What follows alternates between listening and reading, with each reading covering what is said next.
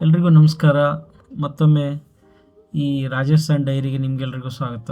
So ಈ ಒಂದು episode ತುಂಬ ಮಹತ್ವದ್ದು, ತುಂಬ ಇಂಪಾರ್ಟೆಂಟ್ ನನಗೋಸ್ಕರ. ಯಾಕಂದರೆ ಜೀವನದಲ್ಲಿ ಮೊದಲನೇ ಸಲ ಹುಲಿಯನ್ನು ತನ್ನ ಟೆರಿಟರಿಯಲ್ಲಿ, ತನ್ನ ಸಾಮ್ರಾಜ್ಯದಲ್ಲಿ ಆರಾಮಾಗಿ ಹಾಯಾಗಿ ಓಡಾಡಿಕೊಂಡು ಸೊ ಯಾವ ಥರ ವಿವರಿಸ್ತೋ ಅದನ್ನು ಕಣ್ತುಂಬ ನೋಡುವಂಥ ಒಂದು ಸೌಭಾಗ್ಯ ಸಿಕ್ತು. ನಮಗೂ ಹುಲಿಗೂ ಹಬ್ಬಬ್ಬ ಅಂದರೆ ಒಂದು 10 ಅಡಿ ದೂರ ಇತ್ತಷ್ಟೇ. ಸೊ ಅಂಥ ಒಂದು ಅಪರೂಪದ ಕ್ಷಣಗಳ ಈ ಒಂದು ಎಪಿಸೋಡು. ಬನ್ನಿ ಹೋಗೋಣ ಎಲ್ಲ ರಣತಂಬೂರ್ ಒಂದು ಸಫಾರಿ ನೋಡೋಕ್ಕೆ.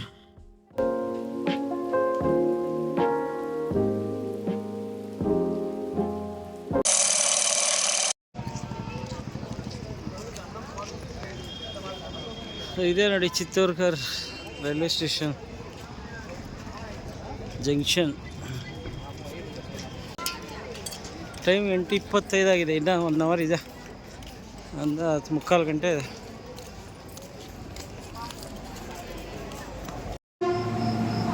ನಮ್ಮ ಟ್ರೈನ್ ಬಂತು.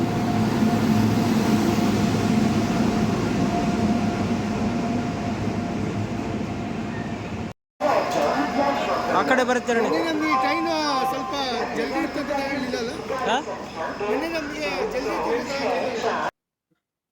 ಚಿತ್ತರ್ಗೌರಿಂದ ಒಂದು 4 ಅವರ್ ಜರ್ನಿ ಇತ್ತು. ಅಲ್ಲಿಂದ ನಾವು ಸವಾಯಿ ಮಾಧವಪುರ ಅಂತ ಒಂದು ಜಂಕ್ಷನ್. ಸೊ ಅಲ್ಲಿಂದ ನಾವು ರಣತಂಬೂರ್ಗೆ ಹೋಗಬೇಕು. ಸೊ ಅಲ್ಲಿಗೆ ಬಂದು ಇಳಿದ್ವಿ. ರಾತ್ರಿ 1 ಗಂಟೆ 1:45 ಆಗಿತ್ತು. ಸಕ್ಕದಾಗಿದೆ ನೋಡು, ಎಷ್ಟು ಚೆನ್ನಾಗಿದೆ ಸ್ಟೇಷನ್.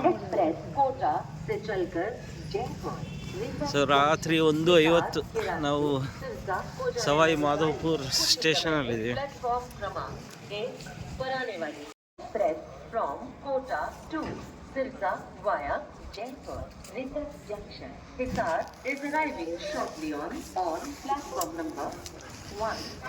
ಇನ್ನೇನು ಆಟೋ ಬರುತ್ತೆ, 100 ರೂಪಾಯಿ ಮಾತಾಡಿದ್ದೀವಿ.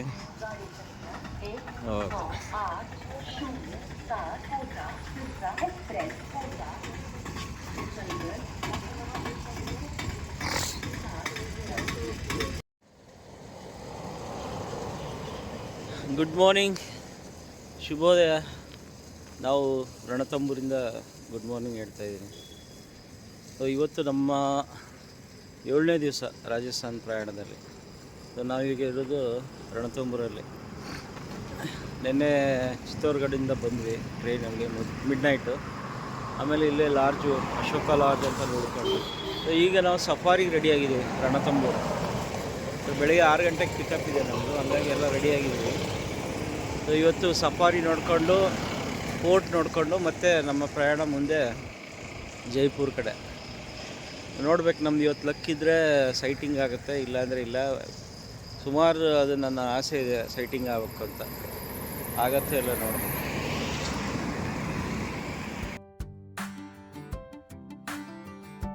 ಕ್ಯಾಂಟರ್ ನಮ್ಮ ಹೋಟ್ಲಿಗೆ ಕರೆಯೋಕ್ಕೆ ಬಂದ್ಬಿಡ್ತು.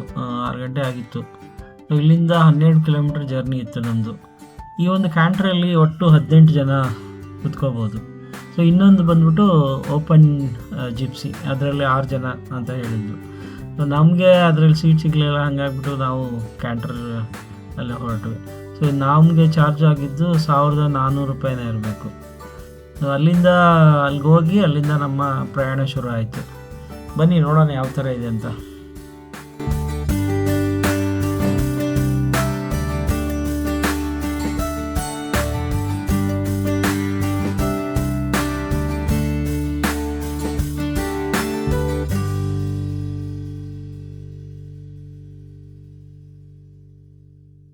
ಎಲ್ಲ ನಮ್ಮ ಐ ಡಿ ಎಲ್ಲ ಚೆಕ್ ಮಾಡ್ತಾ ಇದ್ದಾರೆ. ಸೊ ಅದಾದಮೇಲೆ ಮುಂದೆ ಪ್ರಯಾಣ. ಇಲ್ಲಿ ಹಂಗೆ ಬ್ರೇಕು ಕೊಟ್ಟರು, ಬಯೋ ಬ್ರೇಕ್, ಯಾರು ಹೋಗಿದ್ರೆ ಹೋಗಿ ಅಂತ.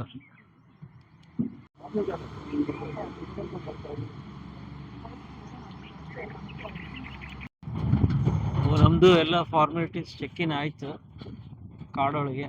ಈಗ ಶುರುವಾಗಿದೆ ನಮ್ಮ ಪ್ರಯಾಣ. ನೋಡ್ಬೇಕು ನಾವು ಎಷ್ಟು ಅದೃಷ್ಟವಂತರು, ಸೈಟಿಂಗ್ ಏನಾದರೂ ಆಗತ್ತಾ ಅಂತ. ಕ್ಯಾಟಿಂದ ಸುಮಾರು ಕೆಲಸಕ್ಕೆ ಹೋದಾಗಲೂ ನಮಗೆ ಒಂದು ಕಾಣ್ತಿಲ್ಲ. ಅದಾದಮೇಲೆ ಬಂಡೀಪುರ ಸಫಾರಿಗೆ ಒಂದು 3-4 ಸರಿ ಹೋಗಿದ್ವಿ, ಅಲ್ಲೂ ಕಾಣಿಸಿಲ್ಲ. ಈಗಲೇ ಏನಾಗುತ್ತೆ ನೋಡು. ಈ ರಣಥಂಬೋರ್ ಟೈಗರ್ ಸಫಾರಿ 10 ಝೋನ್ ಆಗಿ ಡಿವೈಡ್ ಮಾಡಿದ್ದಾರೆ. ಸೊ 1ರಿಂದ ಇದು ಮೋಸ್ಟ್ ಫೇವರೇಟ್, ಅಂದರೆ ಅಲ್ಲಿ 100% ಸೈಟಿಂಗ್ ಆಗೇ ಆಗುತ್ತಂತೆ. ಅದು ತುಂಬ ಡಿಮ್ಯಾಂಡ್. ಸೊ ನಮಗೆ ಅಲ್ಲಿ ಟಿಕೆಟ್ ಸಿಗಲಿಲ್ಲ. ನಮಗೆ ಸಿಕ್ಕಿದ್ದು ಝೋನ್ 6ಅಲ್ಲಿ. ಸೊ 6ರಿಂದ 10 ಸ್ವಲ್ಪ 50-50 ಚಾನ್ಸು. ಸೊ ಹಾಗಾಗಿ ನಾವು 6ನೇ ಝೋನಲ್ಲಿ ಎಂಟ್ರ್ ಆಗಿ ಮುಂದೆ ಹೋಗ್ತಾ ಇದ್ದೀವಿ.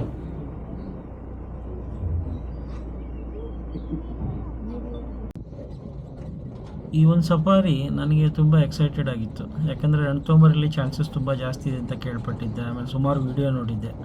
ಸೊ ಹಾಗಾಗಿ ನಮಗೂ ಇಲ್ಲಿ ಆಗಬೇಕು, ಆಗ್ಬೋದು ಅಂತ ಅಂದ್ಕೊಂಡೆ ಹೊರಟ್ವಿ.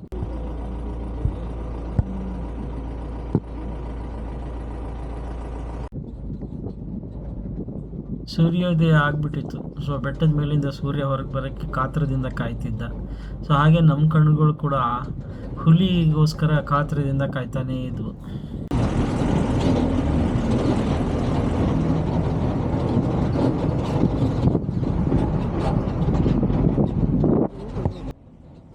ಬಯಲು ಪ್ರದೇಶದಿಂದ ಈಗ ಒಂದು ಸ್ವಲ್ಪ ಕುರುಚಲು ಕಾಡಲ್ಲಿ ಎಂಟ್ರ್ ಆದ್ವಿ. ಇಲ್ಲಿ ಸ್ವಲ್ಪ ಜಿಯೋಗ್ರಫಿ ಚೇಂಜ್ ಆಗೋಯ್ತು.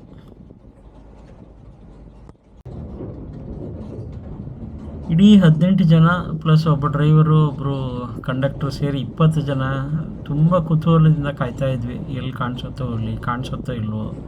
ತುಂಬ ಎಲ್ಲರೂ ಒಂಥರ ಸೈಲೆಂಟ್, ಪಿನ್ ಡ್ರಾಪ್ ಸೈಲೆಂಟಲ್ಲಿ ಅನುಭವಿಸ್ತಾ ಹೋದ್ವಿ. ಇದು ಕಾಣಿಸ್ತು ಇವಾಗ, ನವಿಲು ಹೋಗ್ತಾ ಇದೆ.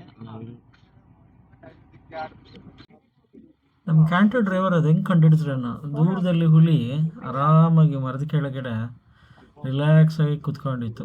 ಸೊ ಅಲ್ಲಿ ನಮಗೆ ನನ್ನ ಜೀವನದ ಮೊದಲನೇ ಸೈಟಿಂಗ್, ಅದು ಕಾಡಲ್ಲಿ ಹುಲಿ ನೋಡಿದ್ದು. ತುಂಬ ಒಂಥರ ಅಮೃತ ಗಳಿಗೆ ಇದು.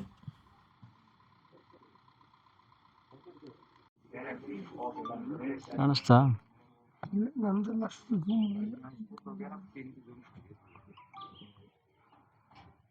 ಬಟ್ ತುಂಬ ಸ್ವಲ್ಪ ದೂರದಲ್ಲಿದೆ. ಓ, ಆ ಕಡೆ ಒಂದು ಜೀಪ್ ಬಂತು.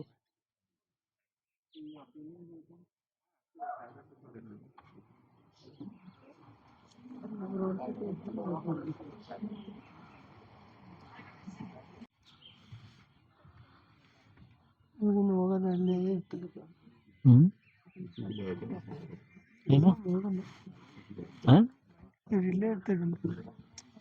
ಅದಾಗದೆ ಎದ್ದು ಬರಬೇಕು. ಎಲ್ಲ ಬರ್ತಾರೆ, ಕರಿತಾ ಇದಾರೆ ನೋಡಿ ಎಲ್ರಿಗೂ. ಅಂದ್ರೆ ಯಾಕಂದ್ರೆ ಸೈಟಿಂಗ್ ಸಲುವಾಗಿ ಜನ ಬರ್ತಾರೆ. ಮಲ್ಕೊಂಡ್ಬಿಡ್ತಾನಪ್ಪ, ಇದು ಹೇಳ್ತಾ ಇಲ್ಲ. ಊಟ ಆಗಿದೆ ಚೆನ್ನಾಗಿ ಅನ್ಸುತ್ತೆ. ಕಣ್ಣು ಮಲ್ಕೊಂಡ್ಬಿಡಿ. ಬೇಕೊಂದು ಸೌಂಡ್ ಮಾಡ್ತಾನೆ ಮೋಸ್ಟ್ಲಿ ಎದ್ದೇಳಿ ಅಂತ. ಕತ್ತೆಲ್ಲ ಅಲ್ಲಾಡಿಸ್ತಾ ಇದೆ.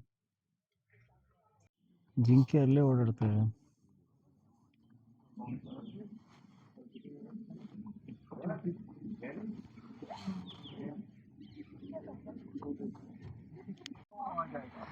ಇಲ್ಲ ಅಂಕಲ್, ತಾತನ, ಅಣ್ಣನ ಬಿಸ್ಕೆಟ್ ತೆಗೆದು ಹುಲಿಗೆ ಬಿಸ್ಕೆಟ್ ಹಾಕ್ಬೇಕು ಅಂತಾನೆ ಬರುತ್ತಾರಂತ. ಅದು ಆರಾಮಾಗಿ ಕಾಲು ನೆಕ್ಕೊಂಡು ಕುತ್ಕೊಂಡಿದೆ.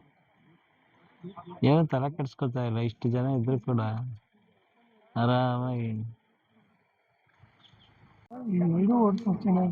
ಅಂದ್ರೆ ಇಲ್ಲಿ ಹುಲಿ ಇದೆ, ಇದರಿಂದ ಜಿಂಕೆ ಇದೆ. ಅದು ಅವಾಗಿಂದ ಒಂದೊಂದು ಚಿಕ್ಕ ಚಿಕ್ಕ ಹೆಜ್ಜೆ ಇಟ್ಕೊಂಡು ನೋಡ್ತಾನೆ ಇದೆ. ಅದು ಎಲ್ಲಿ ಸೂಸೈಡ್ ಮಾಡ್ಕೋಬೇಕಂತ ಇದ್ದೇನೆ.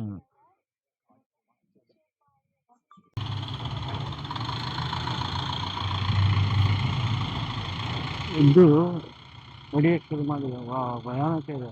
8 ವರ್ಷ ಅಂತ ಅದಕ್ಕೆ ಮೇಲ್ ಟೈಗರು.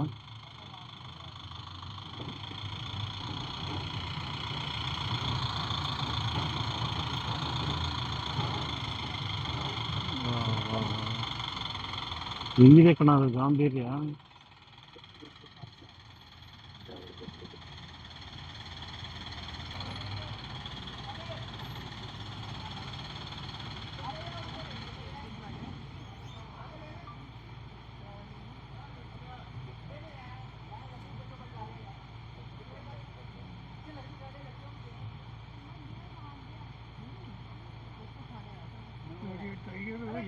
ಮುಂದೆ ಬರ್ತಾ ಇದೆ.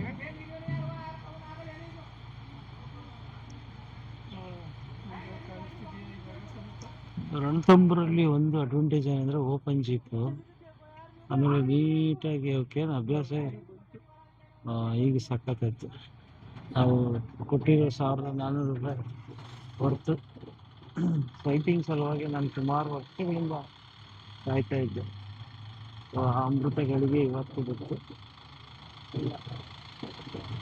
ಥ್ಯಾಂಕ್ಸ್ ಚಂದ್ರು ಹೇಳಿದ್ದ ನನ್ನ ಫ್ರೆಂಡ್, ಹೋದ ತಿಂಗಳು ಬಂದಿದ್ದ ಅವನು. ಎಲ್ಲೇ ಹೋದ್ರೂ ನನ್ನ ಮಾತ್ರ ಮಿಸ್ ಮಾಡಿಬಿಡಿ ಅಂತ. ಅದೇ ಪ್ರಕಾರ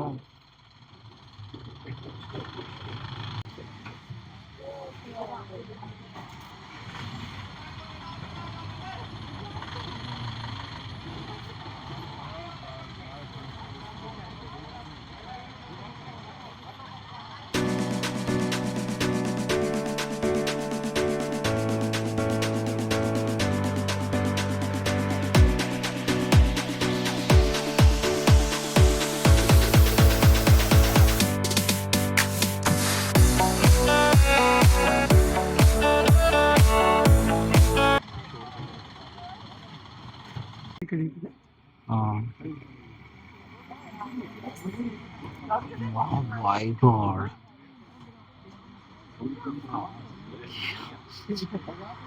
Wow.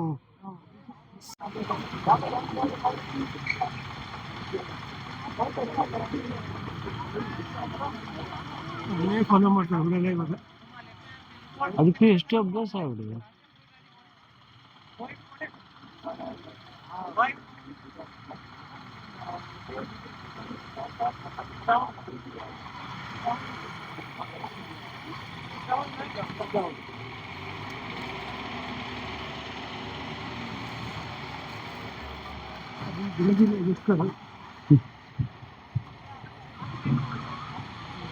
ಅವ್ನು ಮುಂದೆ ಹೋಗ್ತಾ ಇದೆ, ಎಲ್ಲ ಜೀಪ್ ಅವರು ಕ್ಯಾನ್ಸರ್ ಅಲ್ಲೇ ಫಾಲೋ ಮಾಡ್ತಾರೆ ಇವಾಗ.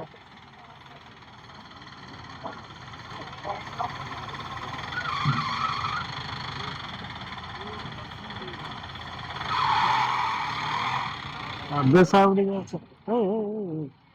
ವಿಷಯ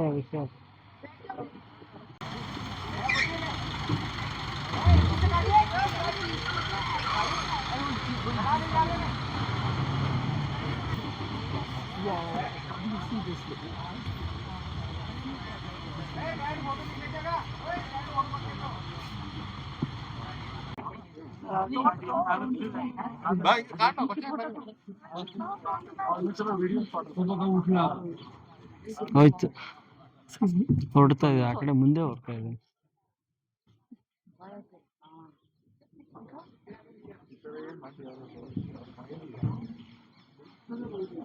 ಆ ಕಡೆ ರೋಡ್ ಬಂತು.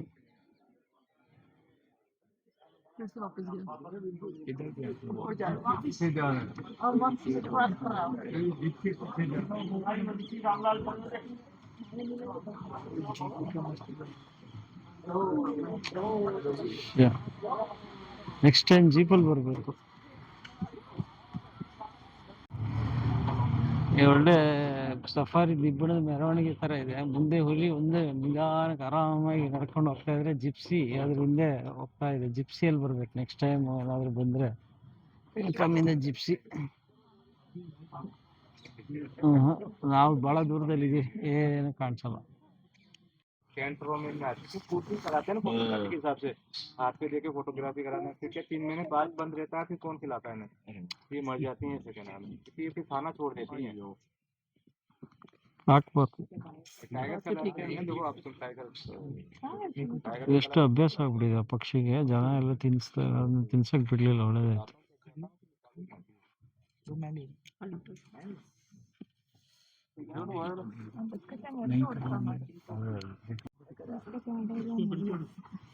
ಪಕ್ಷಿ ಎಷ್ಟು ಆರಾಮಾಗಿಬಿಟ್ಟಿದೆ.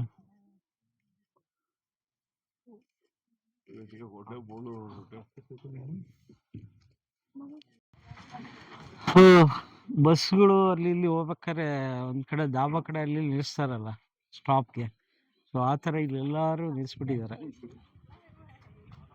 ಒಂಥರ ದಾಬಾದಲ್ಲಿ ಬ್ರೇಕ್ ಕೊಟ್ಟಂಗೆ ಫುಲ್ಲಿ ಸೈಟಿಂಗ್ ಆಯ್ತು. ಆದಮೇಲೆ ಒಂದು ಸ್ವಲ್ಪ ಬ್ರೇಕ್ ಕೊಟ್ಟಿದ್ದಾರೆ, ಮತ್ತೆ ಇನ್ನೊಂದು ಕಡೆ ಕರ್ಕೊಂಡು ಹೋಗ್ತಾರೆ ಏನು ಗೊತ್ತಿಲ್ಲ. ಒಟ್ಟಲ್ಲಿ 3 ಅವರ್ಸ್ ಇರುತ್ತೆ, ತುಂಬ ಚೆನ್ನಾಗಿರುತ್ತೆ. 1400 ರೂಪಾಯಿಗೆ 3 hours is worth.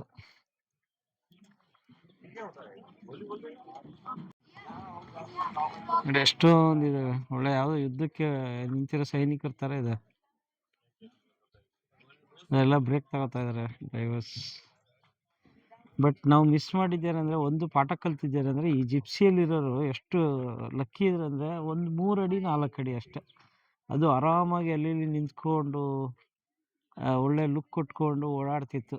So next time ಏನಾದರೂ ಬಂದಾಗ, ಅಥವಾ ಯಾರೇ ನನ್ನ ತಮ್ಮರು ಟ್ರೈ ಮಾಡಬೇಕಾದ್ರೆ ದಯವಿಟ್ಟು ಜಿಪ್ಸಿಲಿ ಹೋಗಿ. ಒಂದು 1000 ರೂಪಾಯಿ ಎಕ್ಸ್ಟ್ರಾ ಹೋದ್ರೂ ಚಿಂತೆ ಇಲ್ಲ. ಬಟ್ ತುಂಬ ಲಕ್ಕಿ ಇರ್ತೀವಿ. ಇನ್ ಕೇಸ್ ಸೈಟಿಂಗ್ ಆಗಿಬಿಟ್ರೆ ತುಂಬ ಕ್ಲೋಸು. ಬ್ರೇಕ್ ಮುಗಿಸ್ಕೊಂಡು ಮತ್ತೆ ಅವನು ಬೇರೆ ದಾರಿಯಲ್ಲಿ ಕರ್ಕೊಂಡು ಹೋದರೆ ಅಲ್ಲಿ ನಮಗೆ ಒಂದು ಆಶ್ಚರ್ಯ ಕಾದಿತ್ತು. ಹುಲಿ ಆರಾಮಾಗಿ, ಯಾವ ಹುಲಿ ನಾವು ನೋಡಿದ್ವೋ ರೋಡಲ್ಲಿ, ಆ ಹುಲಿ ನೀರಲ್ಲಿ ಬಾಲ ಅಲ್ಲಾಡಿಸ್ಕೊಂಡು ಕುತ್ಕೊಂಡಿತ್ತು. ಸೊ ಇದು ಮತ್ತೆ ಇನ್ನೊಂದು ಸರಿ ನಮಗೆ ಸೈಟಿಂಗು. ಸೊ ಈ ಸರಿ ಅಂತೂ ಜಸ್ಟ್ ಒಂದು 10 ಅಡಿ ಕೂಡ ಇಲ್ಲ ನಮಗೂ ಅದಕ್ಕೂ. ಸೊ ಅಷ್ಟು ಕ್ಲೋಸ್ ಎನ್ಕೌಂಟ್ರು. ಬಟ್ ಅದಕ್ಕೇನು ನನಗೂ ಒಂದು ಅರ್ಥ ಆಗ್ತಾಯಿಲ್ಲ, ಅಷ್ಟೊಂದು ಮನುಷ್ಯಂದು ಅಭ್ಯಾಸ ಆಗಿದೆಯಾ ಅದೇನು. ನಾವು ಸುಮಾರು ಏನಿಲ್ಲ ಅಂದರೆ ಒಂದು 200-300 ಜನ ಇರಬೇಕು, ಅದು ಒಂಚೂರು ತಿರುಗು ಕೂಡ ನೋಡೋಕ್ಕೆ ರೆಡಿ ಇಲ್ಲ. ಹಂಗೆ ನೋಡೋಕೆ ಹೋದರೆ ಕಾಡಲ್ಲಿ ತುಂಬ ಪಿನ್ ಡ್ರಾಪ್ ಸೈಲೆಂಟ್ ಇರಬೇಕು. ಆದರೆ ಎಲ್ಲ ಜನ ಕಚ ಕಚ ಕಚ ಅಂತ ಮೊಬೈಲು ವಿಡಿಯೋ ಎಲ್ಲ ಮಾಡ್ತಾ ಇದ್ರು ಕೂಡ ಹುಲಿ ಆರಾಮಾಗಿ ರಿಲ್ಯಾಕ್ಸ್ ಆಗಿ ನೀರಲ್ಲಿ ಕುತ್ಕೊಂಡಿತ್ತು. ನೀರು ಕುಡಿತಾ ತುಂಬ ತೀರಾ ಹತ್ತಿರದಿಂದ ಸೈಟಿಂಗ್ ಆಗ್ತಾ ಇದೆ. ಎಷ್ಟು ನಮಗೂ ಹುಲಿಗೂ ಒಂದು ಹಬ್ಬ ಬಂದರೆ ಒಂದು 10 ಅಡಿ ಅಷ್ಟೆ. ಕಾಲೆಲ್ಲ ಆರಾಮಾಗಿ ಬಿಸಿಲು ಶುರುವಾಗಿಲ್ಲ. ವಾವ್,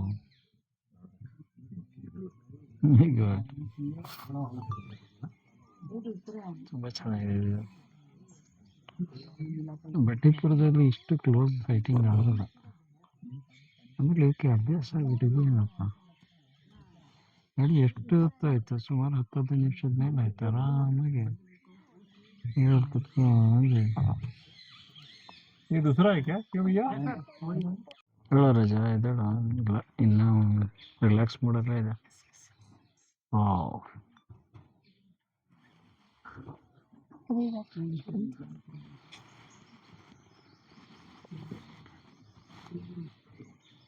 ಗಂಡಿಗೆ ಅಲ್ಲಿ ಹಿಂದ್ಗಡೆ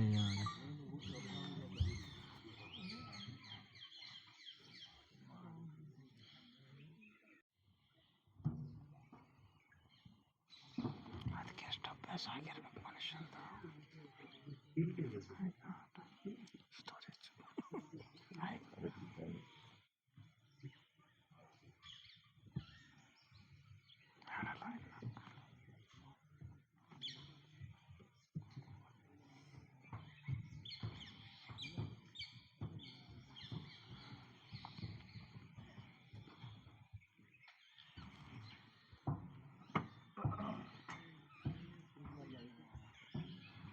ಡ್ರೈವರ್ ಏನೇನೋ ಮಾಡಿ ಎಬ್ಬಿಸ್ಬೇಕಂತ ಟ್ರೈ ಮಾಡ್ತಾನೆ, ಆಗ್ತಾ ಇಲ್ಲ. ಅದು ಕೆಮ್ಮೋದು ಇದು ಮಾಡೋದು.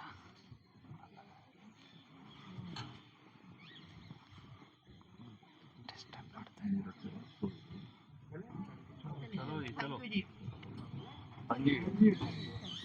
ಸ್ಟುಡಿಯೋ ತೆಗಿಯೋಣ. ಅದು ಎದ್ದೇಳ್ತಲ್ಲ, ಎದ್ದು ಹೋಗೋದಿರ್ಬೇಕಾಯ್ತು. ಅವಾಗ ಅದು ಇದು ಗಾಂಭೀರ್ಯ. ಜನ ಎಷ್ಟೋ ಪ್ರಯತ್ನ ಮಾಡಿದ್ರು ಹುಲಿನ ಅಲ್ಲಿಂದ ಎಬ್ಬಿಸ್ಬಿಟ್ಟು ನಡೆಯೋದು ನೋಡೋಣ ಅಂತ. ಅದು ತುಂಬ ಕೆಟ್ಟದ್ದು, ನನಗೂ ತುಂಬ ಬೇಜಾರಾಯಿತು. ಆ ಥರ ಡಿಸ್ಟರ್ಬ್ ಮಾಡಬಾರ್ದು. ಬಟ್ ಅದೇನ, ಅಲ್ಲಿ ಕರ್ಕೊಂಡೋಗಿರೋರು ಕೂಡ ಅದನ್ನು ತುಂಬ ಕೆಣಕ್ತಾ ಇದ್ರು, ಅಂದರೆ ದೂರದಿಂದಲೇ. ಸೊ ಅಟ್ಲೀಸ್ಟ್ ನಡೆಯೋದಾದ್ರೂ ನೋಡ್ಬೋದಾ ಅಂತ. ಸೊ ಕೊನೆಗೂ ಅದು ಎದ್ದೇಳಲಿಲ್ಲ. ಅದು ತುಂಬ ರಿಲ್ಯಾಕ್ಸ್ ಮೋಡಲ್ಲಿತ್ತು. ಏನಿಲ್ಲ ಅಂದರೆ ಒಂದು 20-25 ನಿಮಿಷ ನಿಂತಿದ್ವಿ ಅಲ್ಲಿ. ಸೊ ಹೋಗೋ ಮೂಡಲ್ಲಿ ಇರಲಿಲ್ಲ. ಹಂಗಾಗ್ಬಿಟ್ಟು ನಾವೇ ಇನ್ನೂ ವಾಪಸ್ ಹೊರಟ್ವಿ, ಟೈಮು ಆಗಿತ್ತು. ಸೊ ಮತ್ತೆ ನಾವು ರಣತಂಬೂರು ಊರ ಕಡೆ ಹೊರಟ್ವಿ. Bye bye. Super sighting at Ranthambore forest.